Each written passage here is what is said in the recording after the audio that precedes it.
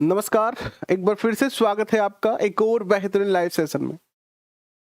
सबसे पहले आज हिंदू नववर्ष की आप सभी को हार्दिक शुभकामनाएं और बधाई। और ये नया वर्ष जो है आपके जीवन में बहुत सारी खुशियां लेके आए, आपके जीवन में बहुत सारी उमंग लेके आए और आप हमेशा हंसते रहे, मुस्कुराते रहे, ऐसी हम ईश्वर से प्रार्थना करते हैं। और ये नए साल में आपकी जो भी इच्छाएं हैं, जो भी आपके सपने हैं, जो भी आपके लक्ष्य हैं, वो सभी आपको प्राप्त हो, इस प्रकार की ईश्वर से प्रार्थना करते हुए आइए चर्चा करते हैं आज के इस सिलेबस इस सेशन में। इस सेशन के अंदर हम चर्चा कर रहे हैं माध्यमिक शिक्षा बोर्ड कक्षा 12 को। और स्वीटी जी, नया जो सिलेबस आया है उसके बारे में अभी हम चर्चा करेंगे। बहुत ही जल्दी एक सेशन लेके आ रहा हूं मैं आज ही, और उस सेशन में मैं आपको जो नया सिलेबस आया है आपका, उस सिलेबस के बारे में विस्तार से चर्चा करूंगा कि नया सिलेबस आपसे क्या कहता है, क्या करवाना चाहता है, और आपको उसकी तैयारी में क्या कुछ परिवर्तन करना पड़ेगा आप जो पढ़ रहे हैं उसमें, या फिर जो पढ़ रहे हैं वो सबसे सही पढ़ रहे हैं, आपको कोई भी परिवर्तन की आवश्यकता नहीं होगी। तो ये सारी चर्चाएं मैं आपको उस टॉपिक पे जो है करने वाला हूं। और आज नवरात्रा भी ग्रीष्मकालीन नवरात्रा की शुरुआत आज से हो गई है, तो सभी को नवरात्रा की भी हार्दिक शुभकामनाएं और बधाई। तो सबसे पहले कैसे हैं आप बताएं। स्नेहा जी स्वागत आपका, कोमल जी, वेद जी, अक्षय जी एंड वर्षा जी, स्वीटी जी, राम कुमार जी, कैसे हैं आप? साइंस के नहीं मिल सकते आपको क्योंकि साइंस हम नहीं पढ़ाते हैं, तो साइंस का हमारे पास कोई डाटा है नहीं। साइंस के लिए हम खेत प्रकर करते हैं। सुमन वर्मा जी, आपको कक्षा 11 की बहुत जल्दी पीडीएफ बनेगी, थोड़ा सा समय अभाव है इसीलिए थोड़ा सा समय लग रहा है। बाकी आपको सारा डाटा जो समय बताया गया है उस समय पर आपको सब कुछ अवेलेबल हम करवाने का प्रयास कर रहे हैं। तो करते हैं शुरुआत आज के सेशन की। सभी को गुड आफ्टरनून। कक्षा 12 हमने शुरू कर रखी थी और कक्षा 12 के अंदर हम अभी जो चैप्टर लेके चल रहे हैं वो है चैप्टर नंबर 3।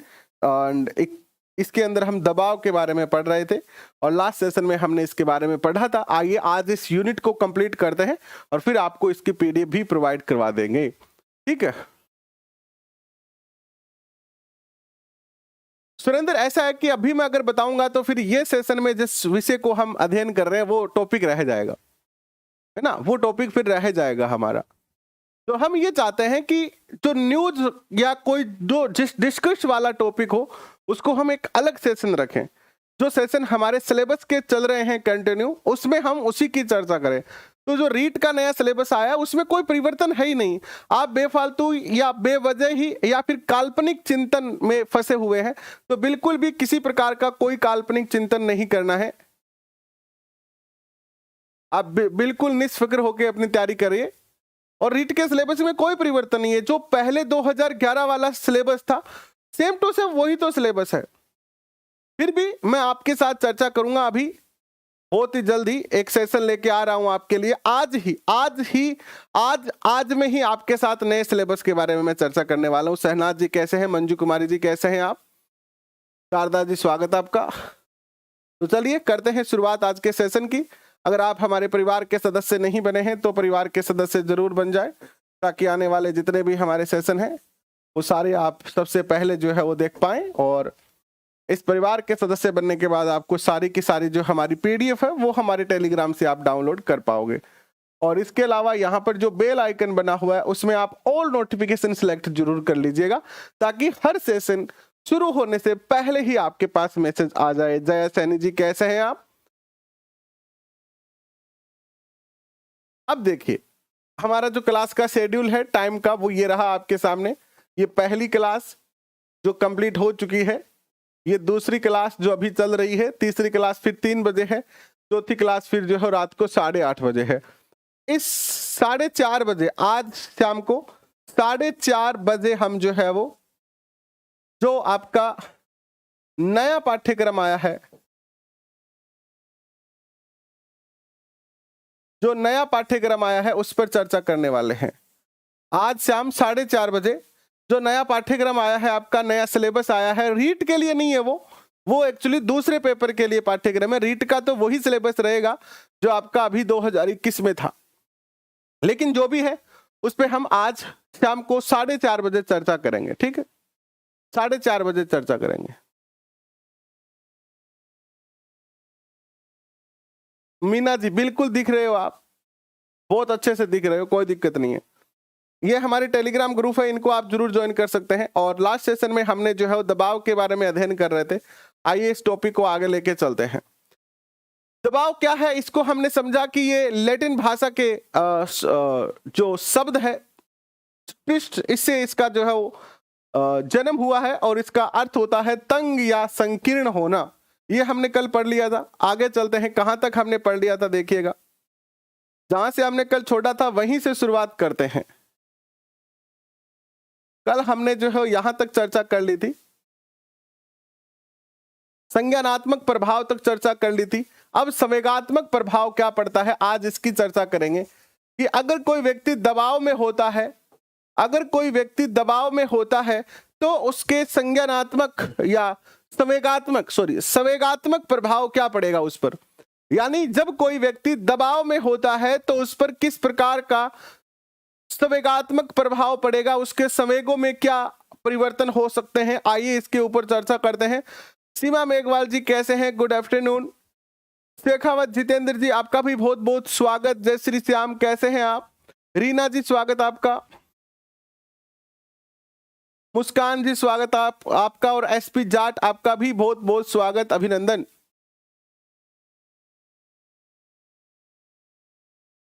पवन जी स्वागत आपका। चलिए करते हैं शुरुआत। देखिएगा, अगर कोई व्यक्ति दबाव में है, अगर कोई व्यक्ति, कोई मानव, कोई बालक, कोई भी एक्स वाई जेड, अगर वो दबाव में है तो उसके संवेगों पर क्या प्रभाव पड़ता है बता सकते हैं आप, बहुत आसानी से बता सकते हैं।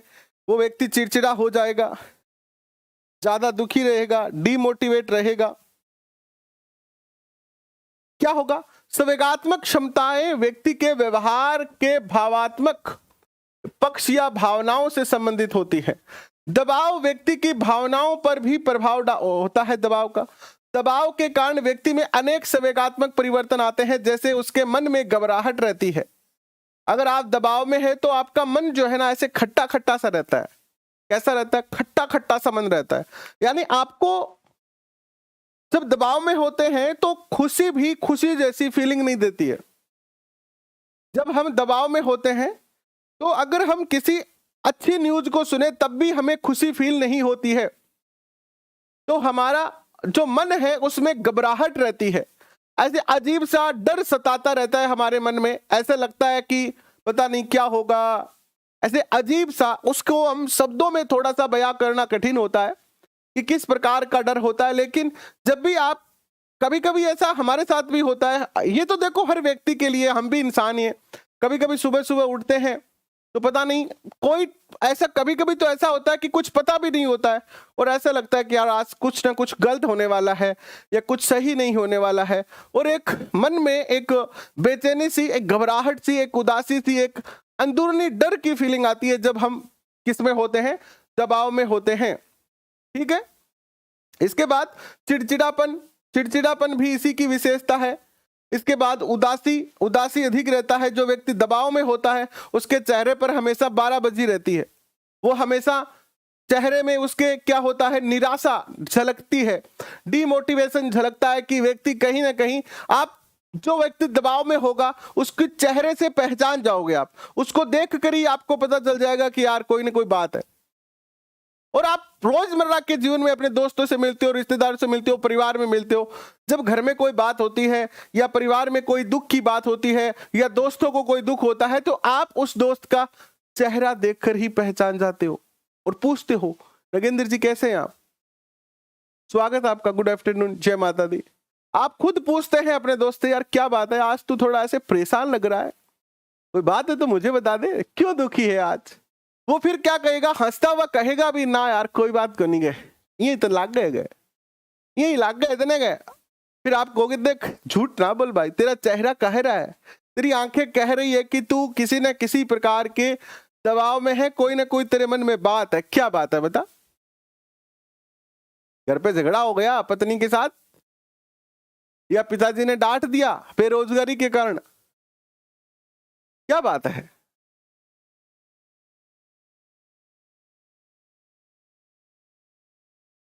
तो इस प्रकार से आप किसी व्यक्ति के किसी व्यक्ति के चेहरे को देखकर ये बता सकते हैं कि वो परेशान है कि नहीं परेशान है। इसके बाद अगर चर्चा करते हैं तो किसी प्रकार का डर भी हो सकता है, दुश्चिंता या अवसाद की स्थिति भी हो सकती है। और अब वो व्यक्ति करता क्या है कि व्यक्ति के मन में दबाव के कारण अधीरता, व्याकुलता, असफलता से डर की स्थिति भी उत्पन्न हो सकती है और व्यक्ति के मन में निराशा के भाव जो है वो उत्पन्न होने लगते हैं। और ये सारे लक्षण जो है वो एक दबाव में रहने वाले व्यक्ति का है। हाँ, रीट को केवल आपको क्वालिफाई ही करना है, बाकी कोई टेंशन लेने की जरूरत नहीं है। इसके बाद देखिए व्यवहारात्मक प्रभाव क्या पड़ेगा। जब कोई व्यक्ति, कोई बालक दबाव में होता है तो उसके व्यवहार में क्या परिवर्तन आएंगे। वेद चौधरी जी कैसे हैं आप, उसके व्यवहार में क्या प्रभाव पड़ेंगे, तो आइए चर्चा करते हैं। व्यवहारात्मक प्रभाव में व्यक्ति की स्पष्ट रूप से दिखने वाली अनुक्रियाओं पर नकारात्मक प्रभाव पड़ता है। उदाहरण के लिए नींद नहीं आएगी उसको। जब आपके मन में चिंता होती है, आप दुखी होते हैं, दबाव में होते हैं, कुंठा में होते हैं, अवसाद में होते हैं, तो आपको नींद नहीं आती है रात को। जैसे कि मैं कल आपको वो गीत गा के बता रहा था कि करवटे बदलते रहे सारी रात हम आपकी कसम। तो वही बात है कि यहां पर आप करवटे भले बदलते रहना, बट आपको नींद नहीं आएगी। इसके अलावा भूख कम लगना। इसके अलावा बात करते हैं तो धूम्रपान। कुछ लोग क्या होते हैं, धूम्रपान करने लगते हैं ऐसी कंडीशन में, मद्यपान करने लगते हैं, मादक पदार्थों का सेवन करने लगते हैं। ये कई बुरी आदतें जो है व्यक्ति में आ जाती है। यह सभी आदतें व्यक्ति के शारीरिक और मानसिक स्वास्थ्य को गंभीर क्षति पहुंचाती है। ये व्यक्ति को व्यसन की आदत डाल देती है, जिससे व्यक्ति के जीवन में सभी पक्षों पर बहुत बुरा प्रभाव पड़ता है। एक बार अगर हम गलत आदतों में पड़ गए, शराबी हो गए, धूम्रपान करने लगे, तो इन सारी बुरी आदतों से हमारे जीवन के अंदर हमेशा फिर हम निराशा निराशा निराशा निराशा निराशा में ही चलते जाएंगे और निराशा से दूर होना या निराशा से बाहर आना हमारे लिए मुश्किल हो जाएगा। निराशा से बाहर आना हमारे लिए क्या हो जाएगा, मुश्किल हो जाएगा। तो हमेशा जब भी निराश हो तो इन चीजों का कभी भी सहारा नहीं लेना चाहिए। हो सके जितना ज्यादा हो सके, अगर आप निराश है, देखो निराश होना कोई बड़ी बात नहीं है, दबाव में होना भी कोई बड़ी बात नहीं है। हर व्यक्ति कभी ना कभी क्या हर दिन निराश किसी न किसी बात से होता ही है, किसी न किसी बात की उसको चिंता रहती ही है। लेकिन इसका अर्थ यह नहीं है कि वो शराबी बन जाए, वो सिगरेट पीने लगे, बीड़ियां पीने लगे, मद्य व्यसन करने लगे। अगर आप निराश है, आप अपने दोस्तों से बात करिए, जिस बात को लेकर आप निराश है उसके बारे में चर्चा कीजिए। जितनी ज्यादा आप चर्चा करेंगे, जितनी ज्यादा आप अपने घर वालों से, परिवार वालों से, दोस्तों से मिलकर बात करेंगे, उतना ही ज्यादा आप रिलैक्स महसूस करेंगे। पीडीएफ आपको बहुत जल्दी भेजेंगे, बिल्कुल भेजेंगे, बहुत जल्दी भेजेंगे। स्कूल मैनेजमेंट भी करवा डालेंगे आपको, बिल्कुल। वो मैं सारे टॉपिक अभी 4-4:30 बजे नरेंद्र जी 4:30 बजे हम एक सेशन रख रहे हैं आज शाम को, जिसमें हम नए सिलेबस के बारे में विस्तार से चर्चा करने वाले हैं। नए सिलेबस के बारे में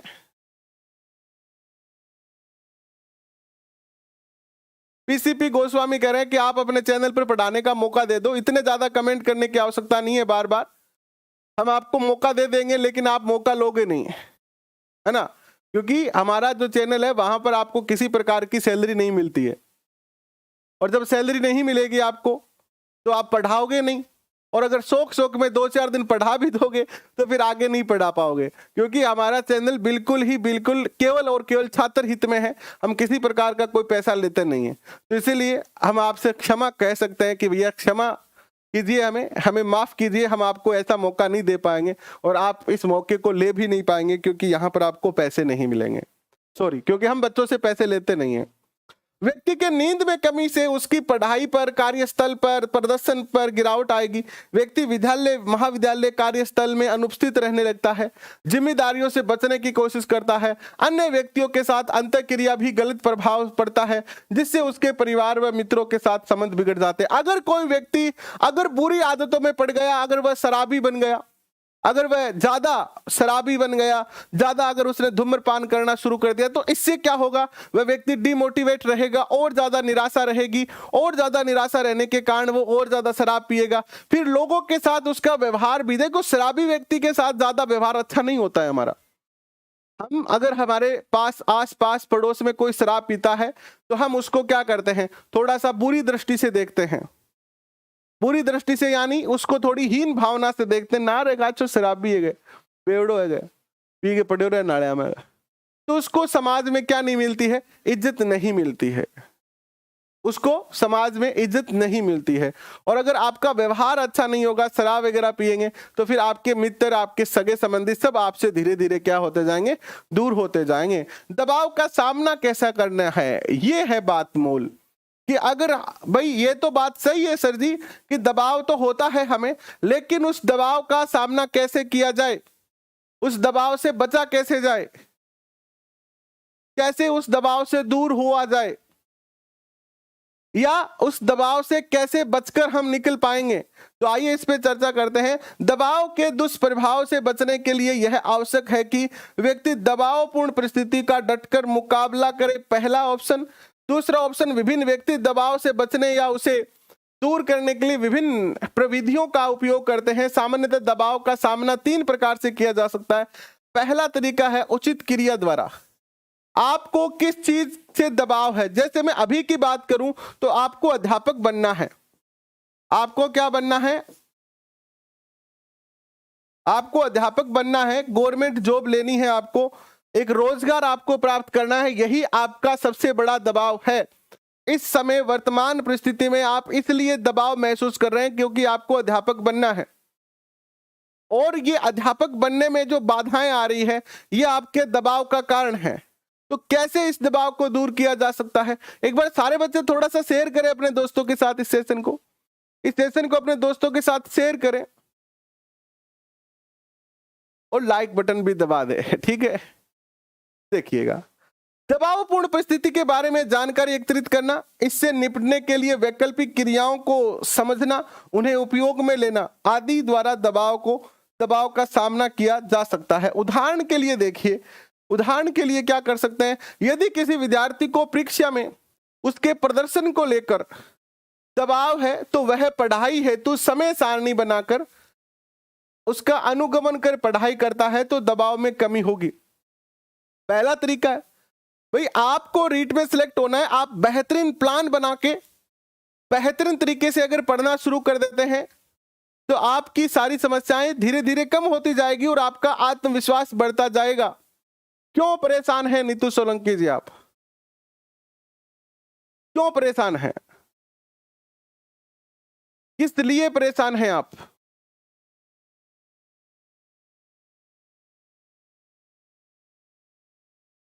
अगर परेशानी आप बता सकते हैं तो हम जितना हमारी क्षमता है उतना हम आपकी समस्या को समझकर और जो उचित समाधान हो सकता है वो आपको सलाह दे सकते हैं। इसके अलावा हम एवरी संडे एक जूम मीटिंग करेंगे अभी, तो उसका लिंक हम आपको ग्रुप में भेजेंगे। वहां पर आप रीट से संबंधित जितनी भी आपकी समस्याएं हैं उसको वहां पर मेरे साथ डायरेक्ट फेस टू फेस चर्चा कर सकते हैं, ठीक है। तो आप चाहें तो आप बता दीजिए, वरना बाद में आप जब चाहें तब बता सकते हैं। देखिए, परेशानी तो हर व्यक्ति है, इस सृष्टि में कोई भी ऐसा नहीं है, चाहे वो मानव हो चाहे वो जीव जंतु हो, हर व्यक्ति परेशान है और सब परेशानियों से गुजर रहे हैं। तो ऐसा तो कोई है ही नहीं जो परेशान है नहीं, किसी की परेशानी कम है, किसी की परेशानी ज्यादा है। कविता जी 10 बजे अभी कोई क्लास नहीं हो रही है हमारी, अभी तो सुबह 8:30 से 9:30 बजे, 12 से 1 और फिर जो है वो 3 से 4 और फिर रात को 8:30 से 9:30। अभी 10 बजे हम शुरू करेंगे 15 तारीख के बाद। संवेगों पर नियंत्रण कैसे रखा जाएगा, देखिएगा इस प्रविधि में व्यक्ति, ये दूसरा मेथड है कि आप अपने संवेगों पर नियंत्रण रख सकते हैं।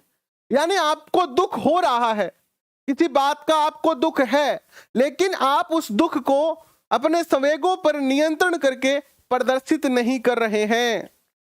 आपको दुख है किसी बात का, लेकिन आप उस दुख को प्रदर्शित नहीं कर रहे हैं, अपने संवेगों पर आपने नियंत्रण कर लिया है, जिसके कारण वो दुख आपको दुखी नहीं कर पा रहे हैं। ठीक है, देखिएगा, इस परिविधि में व्यक्ति दबाव के कारण उत्पन्न नकारात्मक संवेगों को नियंत्रित कर केंद्रित करता है। दबावपूर्ण परिस्थितियों के होते हुए भी व्यक्ति निराश नहीं होने का प्रयास करता है, मन में कुंठा उत्पन्न नहीं होने देता है, गुस्से या चिड़चिड़ाहट को हावी नहीं होने देता है। संवेगों पर नियंत्रण रखते हुए यह सोचता है कि यह परिस्थितियां मेरे साथ घटित नहीं हो रही या यह थोड़े समय की बात है, इसके बाद सब ठीक हो जाएगा। ऐसा सोचते ही व्यक्ति अपने लक्ष्य की ओर विपत्तियों, बाधाओं के बाद भी निरंतर चलता रहता है। सबसे ज्यादा हम यही करते हैं। हमारे जीवन में परेशानी आती है, हम इनको क्या करते हैं, नियंत्रित करने का प्रयास करते हैं। जैसे एक उदाहरण देके बताता हूं, आप समझिएगा। एक पिता जो किसान है और उसके पुत्र, उसकी बेटे बेटियां जो अभी तैयारी कर रहे हैं रीट के, और बेटी ने कहा पिताजी मुझे कोचिंग करनी है और कोचिंग के 10,000 रुपए लगेंगे, आप मुझे पैसे दीजिए। पिता किसान है, खेत में काम पे लगा, उसके पास पैसे, उसने 10,000 रुपए इकट्ठे किए थे कि इस बार जो है वो नव वर्ष पर अपनी पत्नी के लिए, अपने बच्चों के लिए और खुद के लिए वस्त्र लेके आएगा, क्योंकि उनके कपड़े जो है खेत में काम करते करते फट गए हैं। जब बेटी का फोन आया कि कोचिंग करनी है, पिता ने अपनी भावनाओं को दबाकर और बेटी को 10,000 रुपए भेज दिए और खुद जो है वो फटे कपड़ों में घूम रहा है। पिता ने सोचा कोई बात नहीं, पिछली बार पेपर रद्द हो गया, इस बार बेटी मेहनत करेगी, तैयारी करेगी, बेटा बेटी दोनों की बात हो रही है, खूब तैयारी करेंगे, खूब मेहनत करेंगे, नौकरी लग जाएंगे, और एक बार बेटा बेटी नौकरी लग गए तो मेरी सारी गरीबी दूर हो जाएगी, फिर ये जो मेरे फटे वस्त्र हैं वो नए वस्त्रों में बदल जाएंगे, मैं चैन की जिंदगी जीऊंगा बूढ़ा होकर। और ईश्वर की कृपा देखिए, उस पिता की जो प्रार्थना थी उसको ईश्वर सुनते हैं, बेटी नौकरी लग जाता है, बेटा भी नौकरी लग जाता है, बेटी का विवाह कर दिया, बेटी चली गई अपने ससुराल, पीछे बचा बेटा, बेटे का विवाह हो गया। अब बेटा विवाह होने के बाद बेटा और बहू कह रहे हैं कि पिताजी हम तो आपके साथ रहेंगे नहीं, मान तो न्यारा कर दो, मारवाड़ी भाषा में कहूँ तो।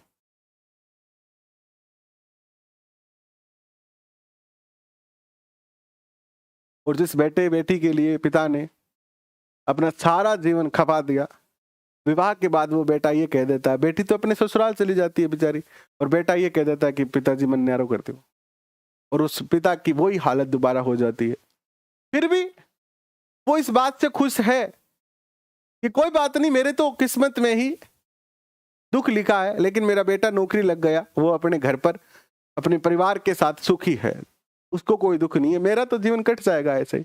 फिर वो खेत में चला जाता है। तो आप सबसे हाथ जोड़ के निवेदन है, आप सब नौकरी लगेंगे, ये आप याद कर लीजिए, इस सेशन को ध्यान से रिकॉर्ड तो हो ही रहा है, ये आप दोबारा देखना, आप सबका सिलेक्शन हो जाएगा, लेकिन सिलेक्शन होने के बाद भूल मत जाना अपने माता पिता को, क्योंकि अगर आज हम भूल जाएंगे अपने माता पिता को तो कल आपके बेटे बेटी भी आपको भूल जाएंगे, क्योंकि जैसी हम परंपरा शुरू करेंगे वैसा ही हम क्या करेंगे, आगे परंपरा को हमारे बच्चे निभाएंगे। तो आप हमसे वादा करें कि चाहे दुनिया में किसी को भूल जाना, लेकिन अपने माँ बाप की जो आपके प्रति प्रेम है, स्नेह है, उसको मत भूल जाना। यह नहीं कि कल आप जवान हो जाओ और वो बूढ़े हो जाएं तो आप उनको भूल जाओ। ऐसा होता है, हमने ऐसा समाज में देखा है। कल रात को हमने सेशन इसीलिए नहीं किया था, कल रात को मैंने आपको भेज दिया था सेशन, सबके साथ वो लिंक भी शेयर कर दिया था, लेकिन अचानक माता जी की तबीयत खराब हो गई, मैंने सोचा मैं छोड़ देते हैं सेशन को रीशेड्यूल किया, उनको फिर दिखाया, उनके लिए गोली वगैरह टैबलेट वगैरह लेके आए, उल्टियाँ होने लगी, इसीलिए वो आज मैं आपके साथ ही बैठा हूँ। तो हमेशा अपने माता पिता को स्नेह दो, क्योंकि इस सृष्टि में शायद आपने भगवान तो देखो या ना देखो, शायद हमारे किस्मत में भगवान देखना तो नहीं है, लेकिन हमारे माता पिता ही भगवान है। तो ये परिस्थितियां उनके सामने ना आए, क्योंकि कल आप भी तो ऐसा पिता बनोगे, आप भी तो माता बनोगे, तो आज आप जैसा हम करेंगे वैसा ही जो है वो कल भी होगा। तो मैं बीच बीच में क्या भावुक हो जाता हूँ, इसलिए थोड़ा सा सामाजिक बातों पे चला जाता हूँ। वापस लौटते हैं, इसी से जुड़ी बात कर रहे थे कि व्यक्ति अपने लक्ष्य की और विपत्तियों और बाधाओं पर क्या करता है, निरंतर चलता रहता है और वो ये सोच लेता कि कोई बात नहीं, दुख तो थोड़े समय का है, और वो अपने भावनाओं पर, अपने संवेगों पर नियंत्रण करके दुख के समय को, जैसे माता सीता, जब रावण ने उनका हरण कर लिया था तो माता सीता रावण के वहां पर उसमें पंचवटी के अंदर जो बैठी रहती थी, और वहां पर जो है वो एक बात माता सीता ने अपने जीवन में अपनाई कि कोई बात नहीं, ये समय बीत जाएगा और भगवान श्री रामचंद्र जी आएंगे लंका में और वो उनको जो है वहां से मुक्त करा के लेके जाएंगे और फाइनली उनके सारे दुख दूर भी होते हैं। तो इसी प्रकार से हम अपने बाधाओं को, अपने दबाव को कम कर सकते हैं। दबाव को कम करने का तीसरा तरीका है परिहार करना। परिहार करने का मीन क्या है? कई लोग कहते हैं ना कि आप टेंशन समझाई को नहीं। कुछ लोग कहते हैं ना, आपके दोस्तों में आपने सुना होगा कि आपने कोई टेंशन को नहीं, टेंशन हो तो भी की आप टेंशन ने कौन समझा, ये कौन समझा, समस्या ने समस्या समझाई को नहीं, प्रॉब्लम ने प्रॉब्लम समझाई को नहीं। आप मेन क्या है कि आपके सामने कोई समस्या है, बट आप उस समस्या को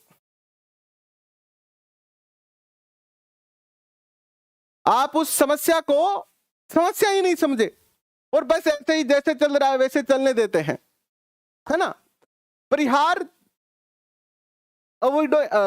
अवॉइडेंस अर्थात परिहार द्वारा व्यक्ति परिस्थिति की गंभीरता को नकार देता है, अवॉइड कर देता है, जिससे दबावपूर्ण विचार का स्वयं ही सचेतन दमन कर देता है। यानी परिस्थिति को, समस्या को समस्या ही नहीं समझता है। वो क्या नहीं समझता है? व्यक्ति समस्या को समस्या ही नहीं समझता है और उन विचारों को मन में ही दबा देता है।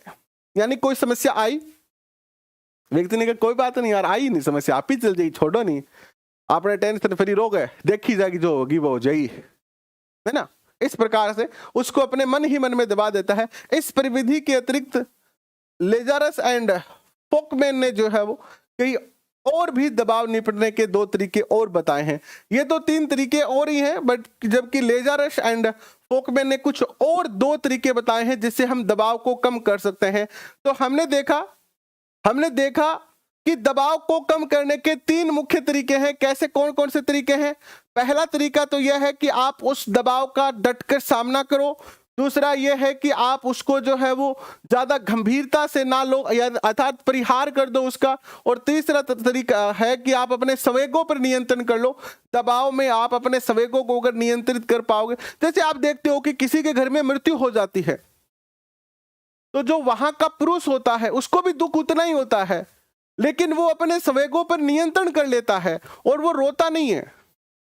जबकि महिलाओं में संवेग ज्यादा एक्टिवेट होते हैं, ज्यादा वो भावुक होती है, इसलिए अगर ऐसी घटना होती है तो सबसे ज्यादा महिलाएं रोती है। लेकिन ऐसा नहीं है कि सारे पुरुष ऐसा कर पाते हैं। कुछ पुरुष ऐसे होते हैं जो नहीं रख पाते हैं अपने संवेगों पर नियंत्रण और वो भी जोर जोर से रोने लगते हैं, उनके हालत खराब हो जाती है। और कुछ महिलाएं भी ऐसी होती है जो पत्थर दिल की बन जाती है, यानी अपने संवेगों पर नियंत्रण कर लेते हैं। तो जिनको अपने संवेगों पर नियंत्रण करने आता है वो व्यक्ति जो है वो क्या नहीं करता है, ऐसी समस्याओं का सामना आसानी से कर सकता है। इसके बाद दो और तरीके बताए हैं। वो क्या है? दूसरा जो नया तरीका है वो क्या है कि समस्या केंद्रित सामना करना।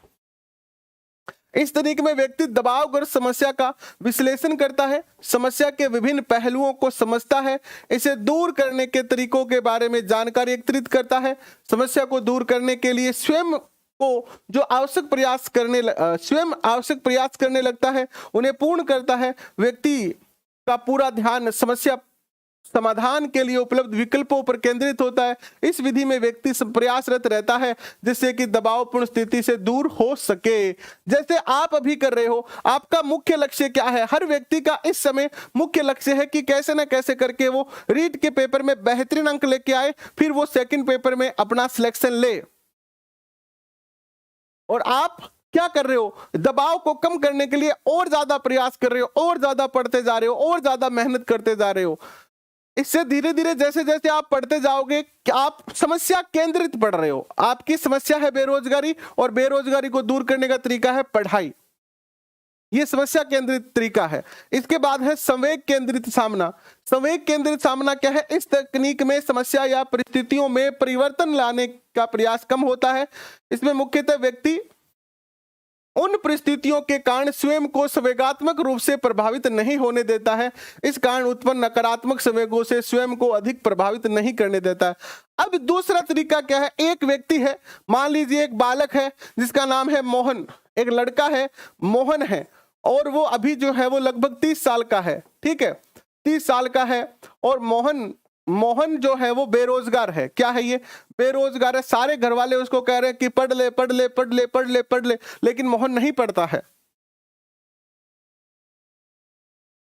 लोगों ने कहा कि पढ़ेगो नहीं तो ब्याह को नहीं होगो। मोहन ने सोच लिया चलो कोई बात नहीं, ब्याह नहीं हुआ तो नहीं हुआ, मेरे पास तो कौन पढ़ ली जा, मैं तो दाप क्यों पढ़तो। क्योंकि इस मोहन ने जो है वो लगभग जो है वो बहुत सारे पेपर दे लिए हैं, और ये उसको कुछ ऐसा अनुभव हो गया जिसके कारण अब वो नहीं पढ़ता है। अब उसने क्या कर दिया है? लोगों की बातों को इग्नोर करना शुरू कर दिया है। उसको कोई नहीं फर्क पड़ता है कि पिताजी क्या कर रहे हैं, लोग क्या कर रहे हैं, मोहल्ले वाले क्या कर रहे हैं, गांव वाले क्या कर रहे हैं, उसको कोई फर्क नहीं पड़ता है। कोई उसको बेरोजगार कहे, कोई उसको निकम्मा कहे, कोई उसको कामचोर कहे, कोई उसको निठल्ला कहे, कोई उसको ये कहे कि तुम्हारी शादी नहीं होगी, कोई फर्क नहीं पड़ता है। उसने लोगों को इग्नोर करना शुरू कर दिया है। तो ये भी एक तरीका है। इसके अलावा देखिएगा नेक्स्ट क्या है? संवेग केंद्रित सामना है ये। इसके बाद अन्य कुछ विशिष्ट तरीके भी हैं दबाव प्रबंधन के लिए। अन्य विशिष्ट तकनीकें भी उपयोग में ली जा सकती है जो निम्न है। जैसे विश्रांति की तकनीक है, रिलैक्स हो जाएं आप, जब भी दबाव में हो तो योग कर लें, है ना, सो जाएं, ये भी एक तरीका है। बट नींद कहाँ आती है? शरीर की पेशियों को आराम देना, एक करके शरीर की पेशियों को गहरी सांस छोड़ते हुए स्थिर कर देना। यानी सीधा सीधा कहे कि अन्य तरीका ये है कि आप रिलैक्स रहो, थोड़ा सा रिलैक्स हो जाओ, आप जो है वो योग कर लो, गहरी सांस ले लो। ये किस पे डिपेंड करता है? ये समस्या पर डिपेंड करता है कि समस्या कितनी गंभीर है। अगर बड़ी समस्या है तो फिर ये तकनीक कोई काम नहीं आएगी, ये जो अभी हम पढ़ रहे हैं रिलैक्स वाली। इसके अलावा बायोफील्ड भी है, बायो फीडबैक यानी जैविक पृष्ठ पोषण। ये क्या होता है? बायोफील्ड शब्द में बायो का अभिप्राय है जैविक क्रियाओं से, और जैविक क्रियाएं अर्थात व्यक्ति के आंतरिक दैहिक स्थितियों के बारे में व्यक्ति को सूचना दी जाती है। तो यह बायो फीडबैक तकनीक कहलाती है। इस प्रक्रिया में दबाव से शरीर में हुए विभिन्न शरीर क्रियात्मक एवं दैहिक परिवर्तन जैसे कि हृदय की गति, श्वास की दर आदि पर व्यक्ति विभिन्न उपकरणों के माध्यम से ध्यान देता है। साथ ही वह स्व नियंत्रण द्वारा दबाव को कम महसूस करने का अभ्यास करता है और शारीरिक परिवर्तन को समझने का प्रयास करता है। यानी कुछ लोगों को क्या होती है, थोड़ी सी लड़ाई झगड़ा हो जाता है या थोड़ा सा प्रेशर हो जाता है तो इससे वो क्या करने लगते हैं, उनके बीपी बढ़ जाता है। फिर वो बीपी चेक करते हैं और बीपी की गोली वगैरह लेते हैं, उस माहौल से अपने आप को अलग करते हैं। यानी जो उसके शारीरिक संकेत है उनके आधार पर वो उस तनाव से बचने का प्रयास करते हैं, है ना। इसके अलावा देखिएगा संज्ञानात्मक व्यवहारात्मक तकनीक भी है कुछ। संज्ञानात्मक व्यवहारात्मक तकनीक की अगर बात करें तो इस विधि में व्यक्ति नकारात्मक विचारों को सकारात्मक विचारों से प्रतिस्थापित कर देता है।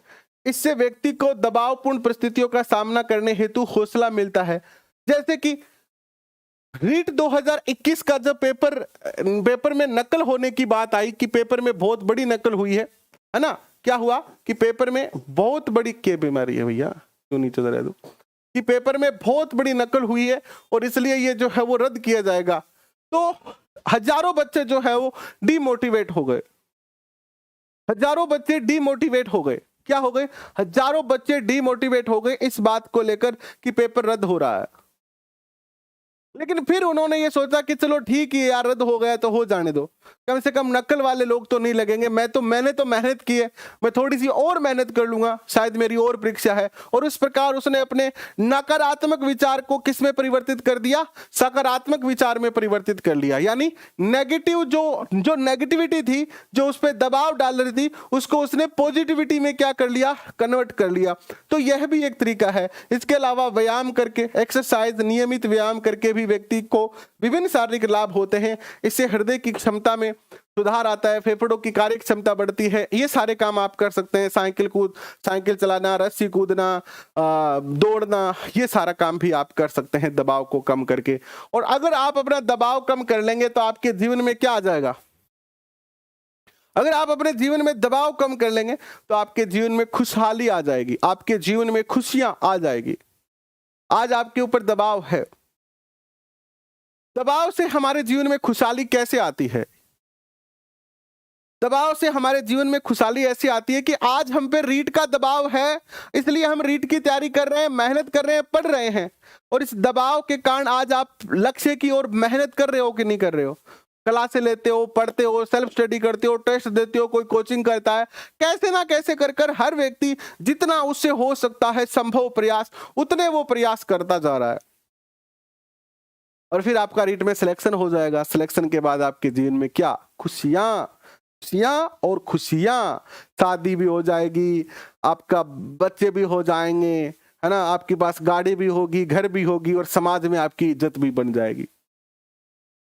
खुशियां आएगी कि नहीं आएगी? तो अगर थोड़ा दबाव लिया, जैसे कि कल हम बात कर रहे थे,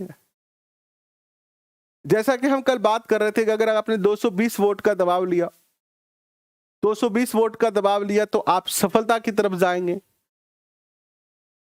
और अगर आपके ऊपर थोड़ा नेगेटिव दबाव है तो वो आपको थोड़ा सा क्या करेगा? डिमोटिवेट करेगा। नेगेटिव दबाव जो 440 वोट का होता है वो आपके अंदर कई बीमारियां लेके आ सकता है, जैसे कि बीपी, शुगर, ये सारी चीजें। तो अगर नेगेटिव दबाव है तो उसको भी दूर कर लिया आपने तो आपका शरीर स्वस्थ हो जाएगा। और अगर आपने पॉजिटिव दबाव लिया तो उससे आपको सफलता ही मिलेगी, उससे आपको क्या मिलेगी? सफलता मिलेगी। तो इस प्रकार दबाव को हम यूज करके अपने जीवन में क्या ला सकते हैं? स्वास्थ्य और खुशियां ला सकते हैं। दबाव को नियंत्रण कर उसका प्रबंध करने के लिए सुझाई गई युक्तियां, प्रविधियों का उपयोग कर व्यक्ति स्वास्थ्यवर्धक किया जा सकता है। ये प्रविधियां ऐसी है जिनसे न सिर्फ शारीरिक स्वास्थ्य अपितु मानसिक स्वास्थ्य पर भी सकारात्मक प्रभाव पड़ता है।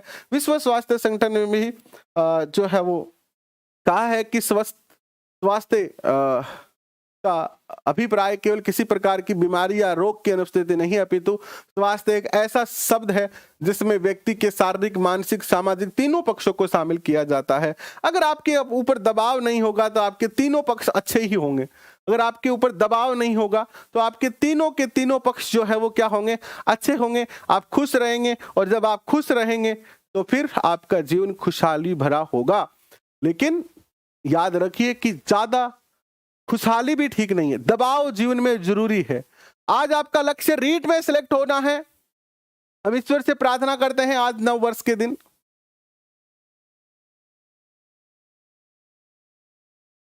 कि आप बहुत जल्दी जो है वो रीट में सिलेक्ट हो जाओ, फिर आप जो सेकंड ग्रेड में भी सिलेक्ट हो जाओ, फर्स्ट ग्रेड में भी सिलेक्ट हो जाओ, आपकी सारी जो है वो मनोकामनाएं पूरी हो।